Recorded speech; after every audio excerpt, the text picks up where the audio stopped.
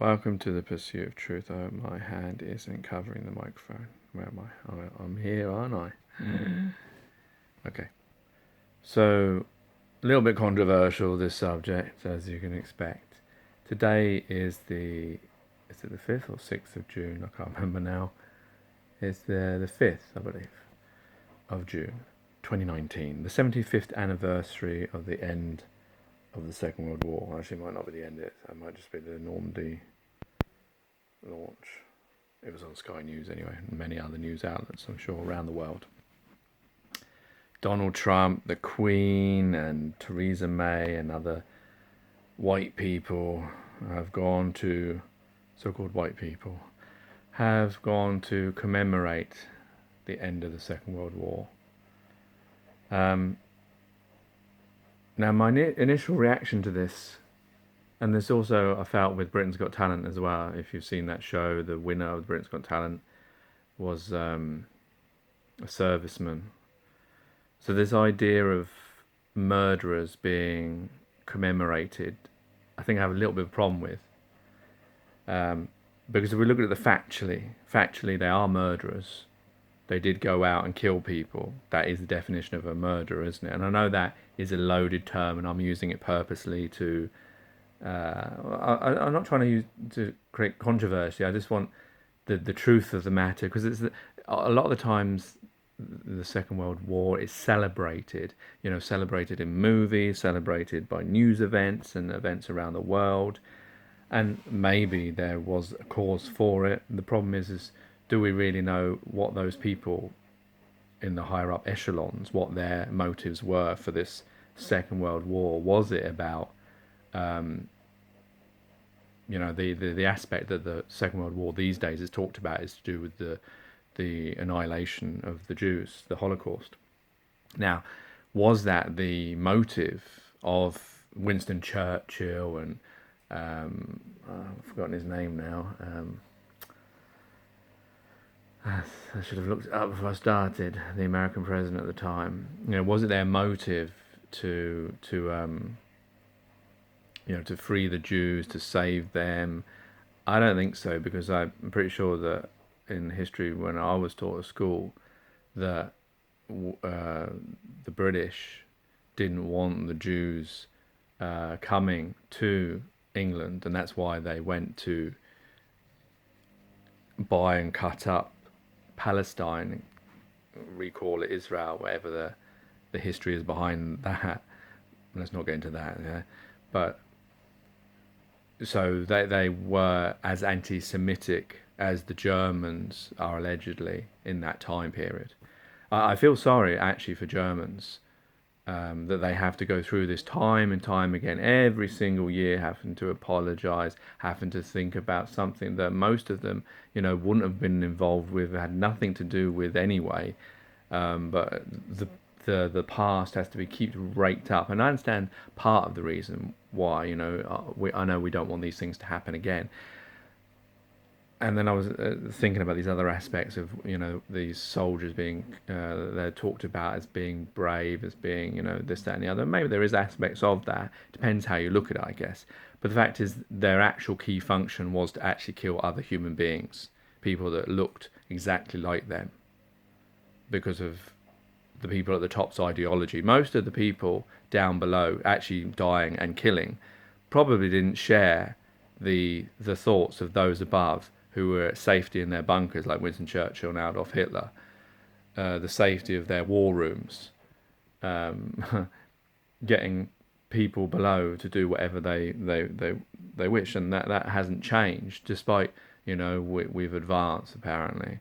That is still the way that war is. Those people like George W. Bush and Tony Blair, they sit in their war rooms, and little people, they go and die and fight for them.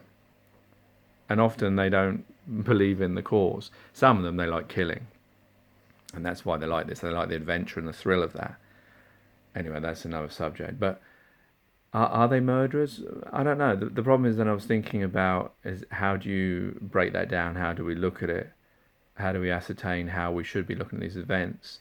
Because then I was thinking of, well, the problem is from the system's point of view. If I said this out on the commemorations in Portsmouth, that, what I'm saying now, I'd be booed, I'd probably be arrested, people would be, thinking that I'm terrible for having these thoughts, and I'm, fake news, that Donald Trump would probably saying that I'm, looking at it the wrong way. But I'm trying to just ascertain why we're celebrating the idea of war.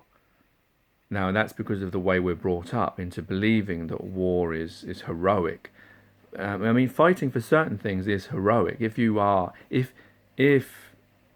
the motive was to free people, yes, I can understand that. But then also, if you look back at that, you have to then unpack things and think about this idea of why the war started.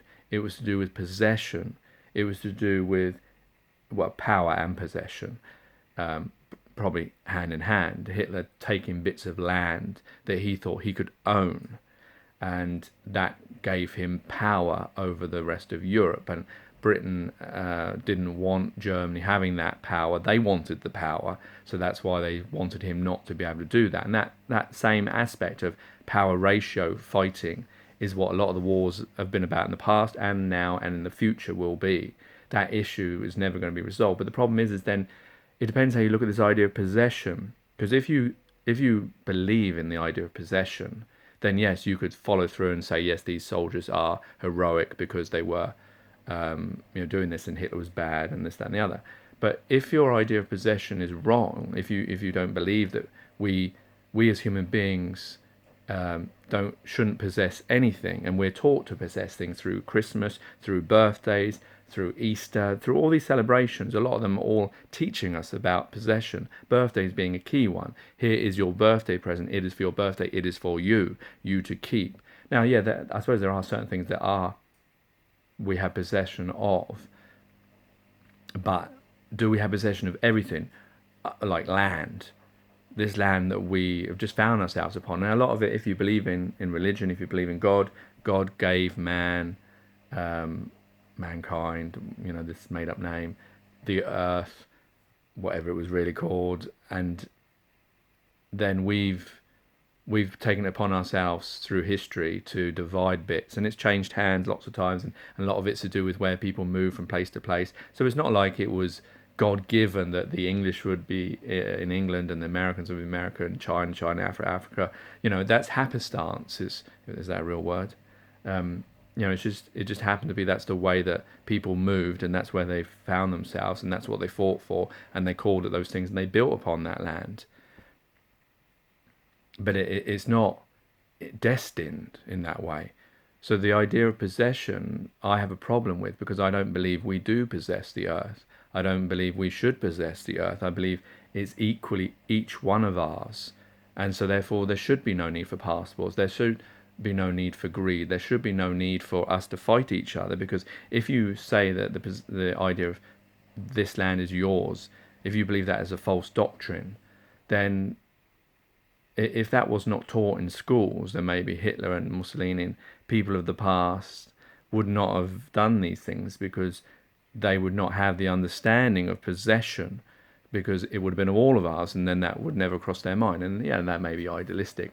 It probably is, because if you look at the state of human beings, we are very selfish. We are very possessive. We want to possess things. But that's what we strive through life. We've taken our lives and made it all about money and possessions, about that I need to get a good job so I can get a car, so I can get a house, so I can get this, despite the fact that we all know we're going to die, and we all know those possessions are not going to be buried with us, as in the John Lennon song. We're all going to, you may leave them to your children, and there are reasons for doing that, I understand. But a lot of this idea of possession is a false doctrine. So my problem is if that's the claim, that we all should be inheritors of the earth, all one of us should be equally owners of the earth. There should be no such divisions of borders, of passports, and all that kind of stuff. It's false. Now the problem is trying to get your head around that. But if that's the case, then why are we celebrating someone trying to get one bit of land and make it his own, and then another people trying to get it back for somebody else, when it was this war was a waste of time, in the sense of how we've been taught. We've been taught to possess. We've been taught to fight for our country. Everyone is taught to believe that. What country is yours? It's like this idea of ethnicity. There's no such thing. We're all human beings. We happen to look different. We happen to have different beliefs and cultures and this, that, and the other that are man-made and that have come through time and through experience and through events. But there's nothing destined about any of these things. So that's my problem with it. And I know that it is controversial to talk, think of these people that did give their lives. So I suppose at the time, these people believed that what they were fighting for was honourable. And in that sense, yes, obviously, each individual, I mean, if you believe in God being fair and judgmental, that he will look at the motives of each individual. If that motive of that individual was to fight for freedom, to fight so the French could have their country, so they could live in peace, or the Jews could be saved, or whatever, then yes, they will be rewarded, and that is an honourable thing. Because unfortunately, the world we live in is a world where we have to accept that people want to possess things, that people want to work for money, that people don't want to work for each other, that people want to keep companies and businesses and individuals higher up and all that kind of rubbish that we all have to live with. But of course, if your motive was that you wanted power, say like Winston Churchill or Hitler, if you wanted power or you wanted possession or you wanted honor or you wanted to fight or you wanted to kill people or you had a dislike for something, then those things are negative and they won't be rewarded upon because of your motive. So the motive is the key point of all of this. So it depends. I don't know because I wasn't there and I don't know the people that did it, the people that fought, what their motives were. I suppose if you want to be polite, if you want to be positive, you could say that most of them wanted to fight for freedom, and I'm sure most of them did. And yes, in the world we live in, it was needed to stop someone taking over and making us all, exterminate anything that was different than us. So in that sense, if you look at that sense, yes, I agree. But my problem is that sense is limited because that sense has been taught how to perceive the world they live in and the life they live in, and it's very limited and it's like I saw on Westworld today, series one, someone said about, and it made me think about this idea of the casinos, the house always wins. And he's trying to tell this other guy about, the system that they're living in, the Westworld, that the people who created it, they always win because they created it. And that's the world we live in as well. Those in power, they always win because they created it so that they could win. And it benefits them the same way as a casino. It benefits the people who own the casino, who structure the gamble so that they know they're going to win more times than they're going to lose. The only losers are the ones that want to win, and they're the people. And that's the same in life. So yeah, I suppose to sum up, yes, in the system that we live in the world that we live in today, yes, what those people did was heroic. They had to do it. They had to fight. I don't believe in war. But I understand there may be reasons why in this system that we live in. But I would like us to live in a world where we didn't have to fight, where we didn't have possession, where we all had equal rights to everything and that we all helped each other out. And I know that sounds idealistic because that's the way you've been taught to believe in that through sci-fi, through television, through people saying like this and then people knocking them down and saying, no, that's idealistic and never be like that. Just remember the world is the way it is because of everyone that's in it and everyone that was in it before. Is created by us. Our future generations, we create them, we create their world, and so on. Take care, take ease, God bless, and peace.